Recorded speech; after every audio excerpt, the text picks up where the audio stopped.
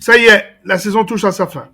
Il ne reste plus que 8 matchs aux Lakers pour pouvoir consolider leur place dans le play-in tournament et peut-être éviter de jouer 2 matchs à l'extérieur dans ce tournoi pré-playoff.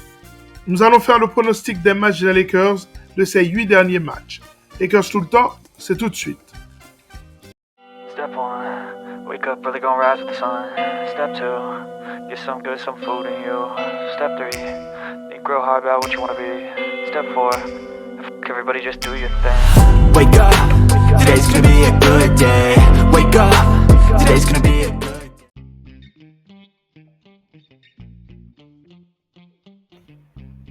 Le prochain match des Lakers, c'est face aux Nets de Brooklyn dans la nuit du samedi au dimanche 31. Et les Lakers doivent absolument gagner ce match à l'extérieur. Nous savons qu'ils ont perdu le match aller face aux Nets. Et donc, c'est un match qu'il faut prendre avec le plus grand sérieux. Les Lakers ont une forte chance de gagner ce match, d'autant plus qu'ils reçoivent le retour de Gabe Vincent. Bien sûr, il sera en minute restriction, mais s'il joue, ça apportera beaucoup plus de profondeur à cette équipe des Lakers. Normalement, je pronostique une victoire.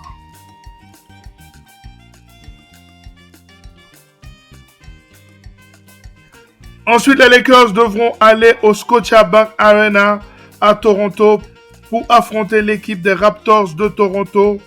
Les Lakers devraient normalement remporter ce match, d'autant plus que les Raptors ne jouent plus rien à ce moment-ci de la saison.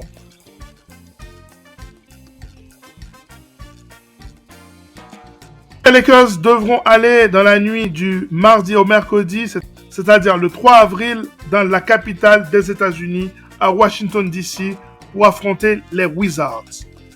Les Wizards qui ne jouent pas grand-chose en cette fin de saison devront normalement baisser pavillon face aux Lakers. Donc, je prévois une victoire des Lakers nette et sans bavure.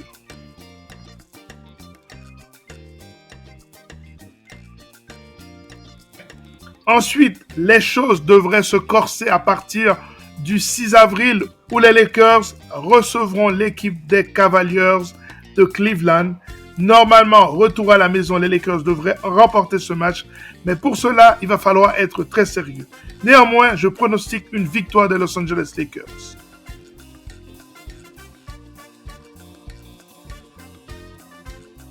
Et les choses difficiles continuent, puisque en back-to-back, les Lakers doivent se farcir l'équipe des Minnesota Timberwolves.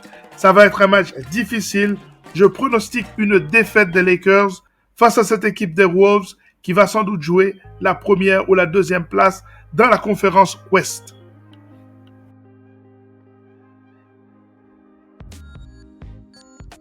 Le 9 avril se joue un match extrêmement important. Pourquoi? Parce que c'est la venue des Warriors de Golden State de Steph Curry. Les Lakers seront en ballottage face à cette équipe. Pour être en ballottage favorable, il va falloir gagner ce match pour arriver à 2-2 pendant la saison régulière. Et en tout état de cause, si les Lakers gagnent ce match, ils auront ce qu'on appelle le tiebreaker. Et donc, en cas d'égalité, c'est eux qui auront la 9e place et les Warriors, sans doute, la 10e. Donc ça, sans doute, c'est le match le plus important de ce calendrier et de cette fin de saison.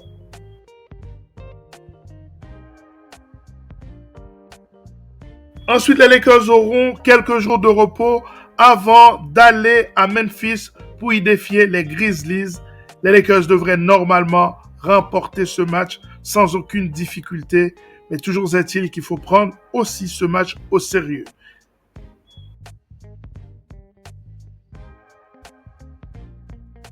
Deux jours plus tard, les Lakers termineront leur saison sur le terrain des Pélicans de la Nouvelle-Orléans. Normalement, c'est le genre de match que les Lakers devraient perdre. Sauf s'ils rentrent dans un momentum, à ce moment-là, ils sont capables de battre les Pélicans de la Nouvelle-Orléans. C'est un match-up qui leur est normalement favorable, mais il va falloir encore une fois être très sérieux.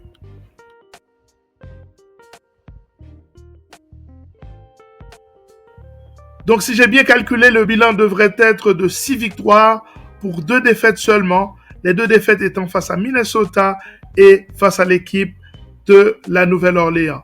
Bien sûr, les Lakers sont capables de perdre aussi face aux Warriors. Ils sont aussi capables de perdre face aux Cleveland Cavaliers. Donc, il va falloir être très sérieux.